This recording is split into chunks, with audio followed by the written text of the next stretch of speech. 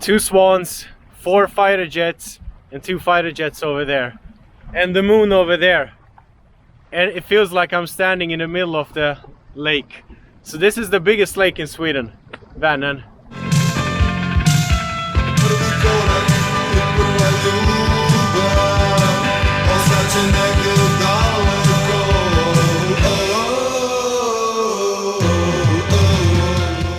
Greetings everyone. It's the start of the week and I have a free day. I haven't had a free day for a long time. So I'm outside and roaming. And I'm going to hike, which ends up in a beautiful place, which is located at the southern part of the biggest lake in Sweden, Vänern. So today I'm gonna offer myself some recreation and also a ritual. Because sometimes when I decide upon something, I make a ritual of dedication. And what I do is I head out to a site, a place, and I kind of mark my dedication on that site. And this is done sometimes for some dedications that I want to do. There are many things we decide upon which we do on a walk, at home, at the same places all the time.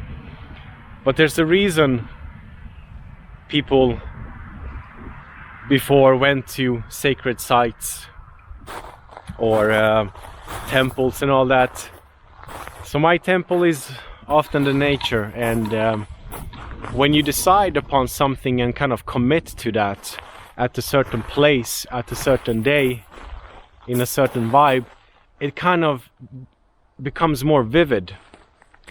So compared to kind of like deciding upon something at home or on a walk or just in your everyday situation, it kind of gets mushed out with all the things you do from that same location. But actually heading out to a special site, a new site, a place of dedication for yourself, it kind of makes it stronger, more vivid. And in your mind, in your memory, it's always kind of associated with a certain day, a certain trip, a certain location. And it becomes, in a sense, purer than just kind of like talking about it with yourself or with somebody and deciding upon something. It's a bit chilly here in the shadow. But still, I think today will be the first day of the year when you really feel the heat outside. It's not much, it's like 7 degrees Celsius. But anyway, the sooner you get kind of sunbathed and exposed to the elements after the winter, the better off. Because you know that feeling when you're in the ocean and in the sun, your skin, your body gets a kind of glow, a strength. Enough talking about the sun, it's chilly. I'll put on my extra layer. Much better. The perfect time to visit. Because later on you can't see anything here. It will all be vegetation and a green wall. Now as you can see, it really opens up here. I'm gonna show you.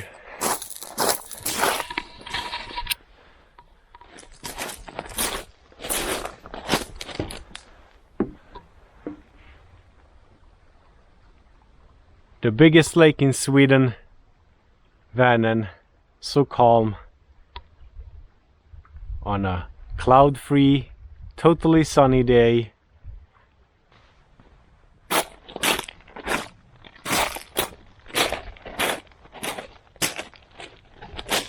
I like this region of Sweden, Västra Götaland, the West Gothlands, the land of the Western Goths, Västgöta. There are places I visited where you just feel at home in a sense. You feel it's something subtle about it. It's nothing special in a sense. It's just the landscape, the way the light hits the land. And it's not only just about being somewhere outside in the countryside or in nature. There are There are certain places, I guess, for each and every one of us, but the more you wander, the more you see, the more you kind of fine-tune your own appreciation, and you can compare and you can sense the sights and places, especially today when we can see everything from anywhere. So sometimes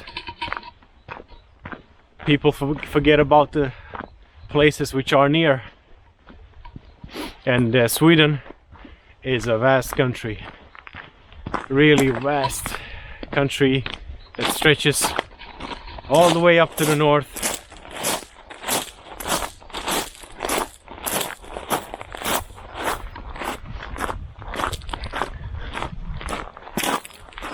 And there's an audiophile aspect to this hike.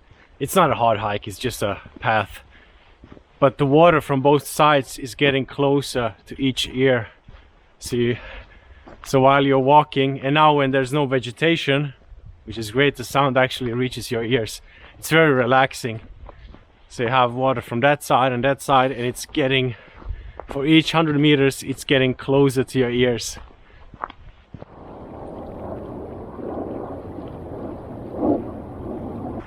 Two swans, 4 fighter jets, and 2 fighter jets over there, and the moon over there, and it feels like I'm standing in the middle of the lake. So this is the biggest lake in Sweden, Vänern. All I can say, this week has started off great, and it's a beautiful sight to behold. I mean, the moon over there, just amazing, clear, almost full moon.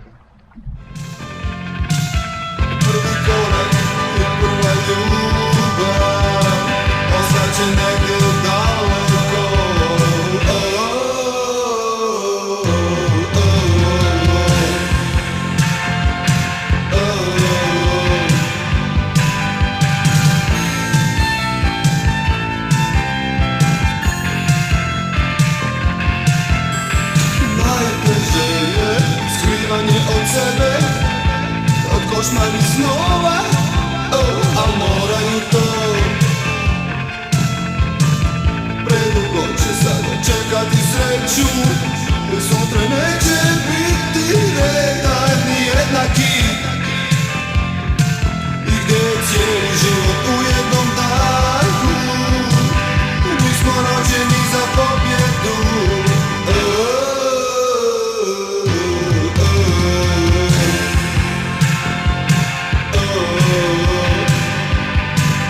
Oni dolaze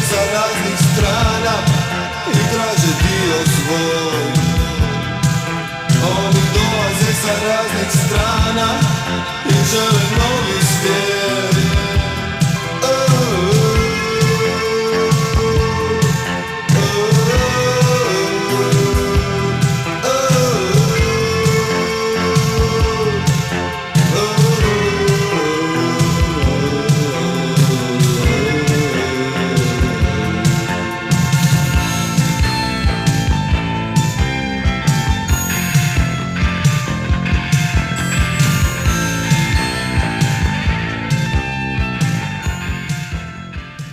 I'm almost back now, and it's been a short and enjoyable hike, very relaxing. 5 kilometers to the tip and 5 kilometers back. Very relaxing. The water from each side, the stereophonic lake. Check out this. Nobody's up for a swim.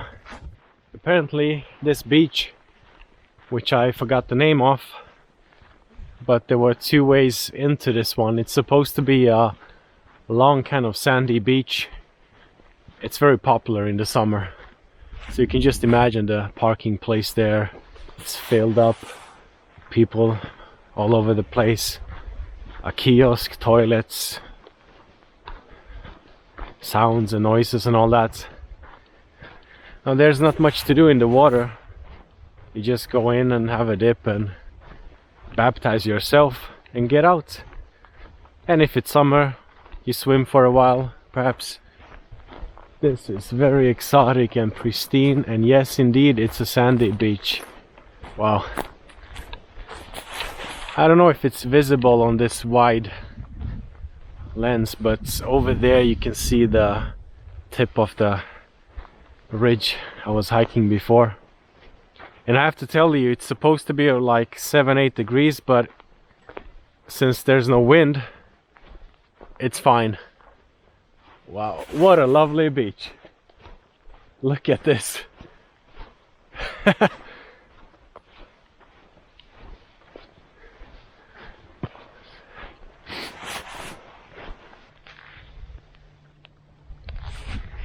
People, this is the biggest lake in Sweden, and it's so calm.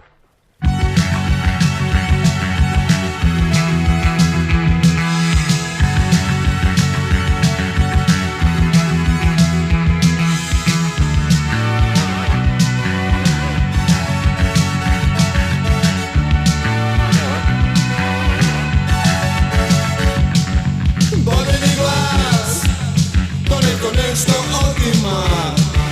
Bodeni glas, kraj mene prolaze. Proklinje i ovaj dan, čak i najljepše i bolja vremena odvode nekuda.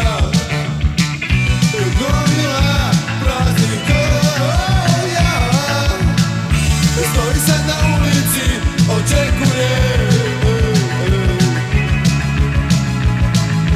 Čujem poruke kroz noć, čujem riječi nejasne. Stari grad bez ljubavi proslavlja već slavljeno.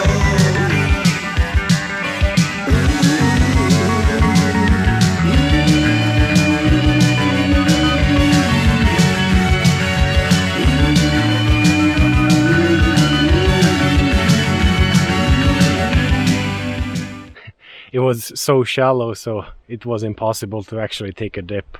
So I had to kind of like bend down and get some water over me. Anyway, it's time to head out to that 12th century church and have a look, and then slowly drive back home. And who knows what century exactly. But it's interesting that they were built in stone in this location, and there are many of them in Sweden.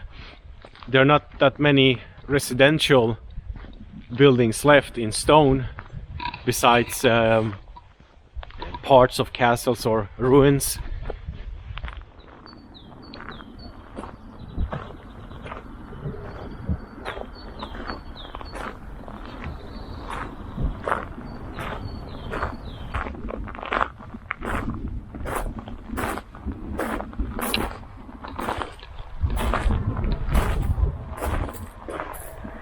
Beautiful, but as many churches closed, not many people are interested in them. I even saw last year there was a church from the 13th century which was sold.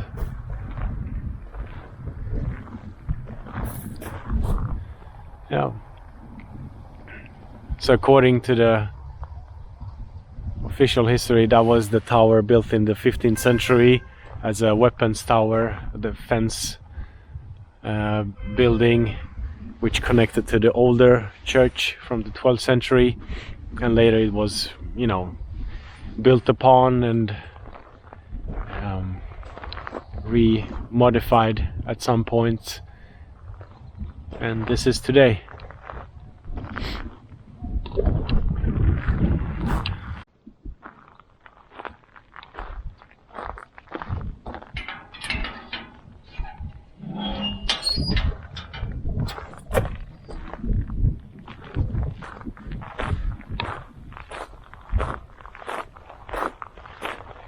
Here's another old church.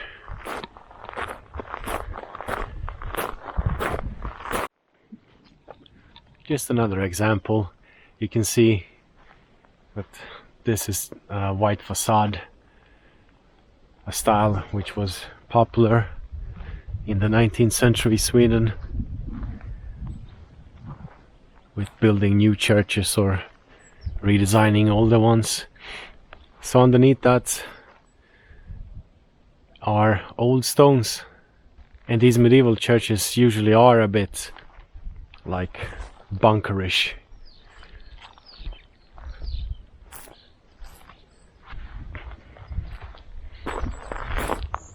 It's a beautiful sight here. Nice place to have your final rest.